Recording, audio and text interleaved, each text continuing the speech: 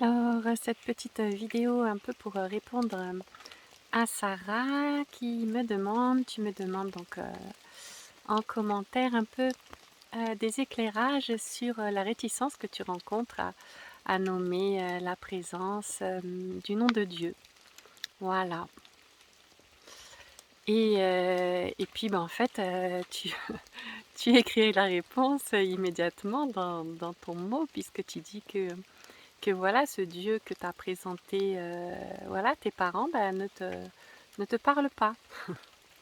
Et quand tu dis qu'il ne te parle pas, bon, ça c'est rigolo, hein. Mais il ne te parle pas parce que j'imagine qu'il n'y a pas eu reconnaissance entre ton ressenti vraiment à l'intérieur et ce que l'on t'a présenté comme étant Dieu. Donc il y a quelque chose qui est en toi, qui est en tout le monde, hein, on sait de façon innée et qui du coup voilà eh bien qui a la possibilité de reconnaître ou pas. Et quand on t'a présenté cette image de Dieu avec tout un tas de dogmes, de savoirs, de définitions, de je ne sais pas quoi encore, et bien à l'intérieur de toi ça a juste fait non, je reconnais pas, je ne, je ne reconnais pas, et plus que je ne reconnais pas, c'est vraiment c'est l'inverse, hein. Il y a quelque chose qui a plutôt reconnu que finalement il y avait un mouvement d'éloignement par rapport à ce que tu ressentais, par rapport à la vie, plutôt qu'un mouvement de, comment dire, de soutien et d'épanouissement vers la vie. Donc, bah, tu as en fait ce mot Dieu maintenant est vraiment attribué à cette représentation de Dieu. On est d'accord que ce n'est pas ça. Donc, eh ben oui, pas de souci. Change, voilà, il pleut. Change de mot. Change de mot, parce que de toute manière, tu t'en fous puisque tu sais ce que c'est.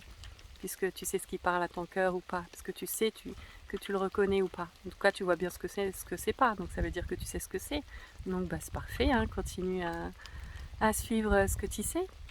Et puis à sentir effectivement cette présence en toi, comme tu me dis que tu la sens, que tu la reconnais tout doucement, tranquillement, de plus en plus. Donc, euh, donc voilà. C'est toujours la même chose, hein, les mots ça peut être porteur et puis ça peut aussi nous éloigner. Nous éloigner toujours, les mots, le savoir, les concepts des choses peuvent nous éloigner voilà, des choses en elles-mêmes, hein. Parler de la vie peut nous éloigner de la vie. Mais voilà, c'est ce que l'on fait vraiment très très très souvent en tant qu'être humain, parce qu'on est beaucoup plus branché sur notre représentation de la vie plutôt que sur notre présence à la vivre. Voilà. Donc bah voilà, du coup nous échangeons nos représentations, mais comme je disais dans une vidéo, là, échanger nos représentations, ça ne nous permet pas de la goûter plus, ça permet juste de goûter un échange de mots, de représentation. Voilà. Mais entre décrire à quoi ressemble, je sais pas moi, une glace au chocolat et manger une glace au chocolat, bah c'est pas pareil. Donc, euh, donc voilà, savoir n'est pas goûter. Bah voilà, c'était le petit mot pour faire écho à à ton envie par rapport à ça, quoi. En gros, bah, tu sais déjà, c'est tout, c'est tout ce qu'il y a à savoir. Et après, il n'y a pas besoin de, comment dire, de mettre des mots. Voilà, tu sais que tu le reconnais quand c'est là, puis ça suffit, hein. Après, tout le reste, voilà, c'est du bonus dans lequel on peut se perdre. Mais après, tout ça, c'est du jeu.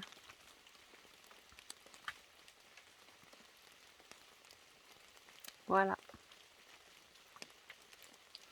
Bon, et bien restez bien près de vous-même, les amis, vraiment centrés sur ce savoir inné, sur ce ressenti qui est dans la vie, qui est branché sur la vie. Si vous êtes branché sur la vie, vous êtes branché à la source. C'est pareil.